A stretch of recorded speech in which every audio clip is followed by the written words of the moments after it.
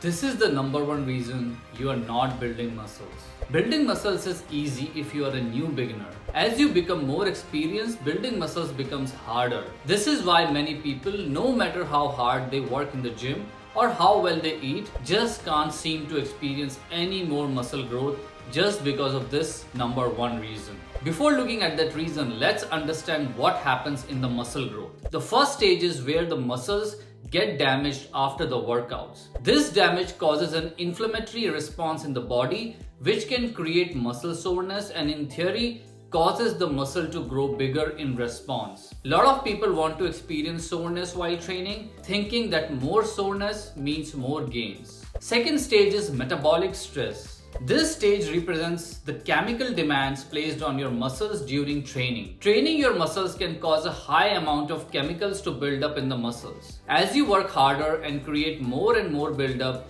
your muscles become more acidic, creating a burning sensation in your muscles. The hormonal environment and swelling of the muscle caused by this could cause muscle growth. The third stage is mechanical tension. This represents the tension that's placed on your muscle as it lengthens and then contracts under load. Generally, the heavier the weights you lift and the greater the range of motion you use to lift them, the more mechanical tension is created. Now, a lot of people work out very heavily and experience stage 1 muscle damage to the extreme. If you damage your muscles a lot, you will experience extreme soreness from your workouts, which will never lead to greater muscle growth. Although muscle damage and soreness will be a byproduct of hard training, trying to get more of it does not help with building muscle and can in fact hinder it, which means muscle damage will never lead to bigger muscles. Now coming to metabolic stress stage. We can determine its effectiveness in building muscle by analyzing training protocols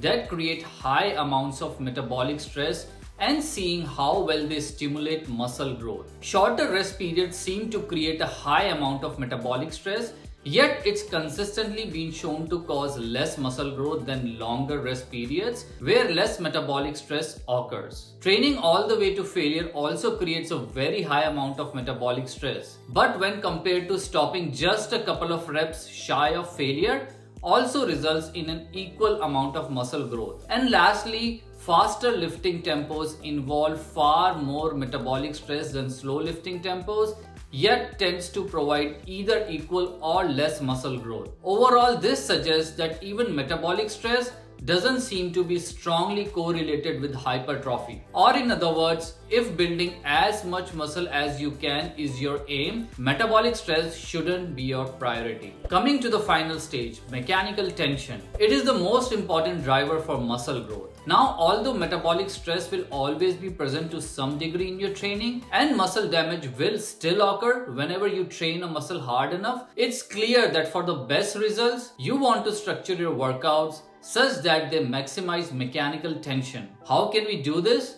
There are 3 changes you will want to make to your workouts to build bigger muscles. The first change is don't focus on soreness. Most people design their workouts so that they feel more sore. But don't prioritize feeling like you made progress, prioritize actually making progress. You can do this by sticking with the same exercises week to week and slowly adding more weight and reps to them as you get stronger. Although after a few weeks of this, you won't feel much soreness anymore. That's actually a good thing. It means you are recovering well and your body is no longer spending a lot of time and resources repairing old and damaged tissues and instead focused on building new muscles. The second modification is take rest between exercises and sets. Many people don't spend enough time resting between sets, which decreases the amount of weight and reps they can lift in their next set and hence decreases mechanical tension. Although optimal rest time highly depends on how taxing the exercise is as well as your training status, a good recommendation is to spend at least 1.5 to 2 minutes of rest between sets for most of your exercises, with 3 minutes of rest being a good idea for heavy compound movements. The third modification is focus on muscle-mind connection. Increasing mechanical tension is not how much weight you can lift, it's about how you lift that weight. Never cut a rep short or never use momentum to complete a rep. By doing this, you are effectively reducing the amount of mechanical tension placed on the muscle. You need to pay attention to proper form rather than let your ego get the best of you when building muscles. In the process of building muscle, most people mindlessly train a movement trying to hit a goal number of reps without paying much attention to how the target muscle is contracting. Rather than this, developing muscle to mind connection has been shown to stimulate more growth, especially for the upper body muscles. Try to develop this mind to muscle connection with every muscle you train. Even if you feel stuck at building muscle right now, apply these 3 modifications to your workouts and you will very quickly notice the gains picking back up again. I hope this video helped you. Please subscribe to the channel and hit the notification bell to get the latest videos. Coming up are the videos which you don't want to miss out, where I share number 1 exercise to lose fat and another set of exercises to build muscles from home.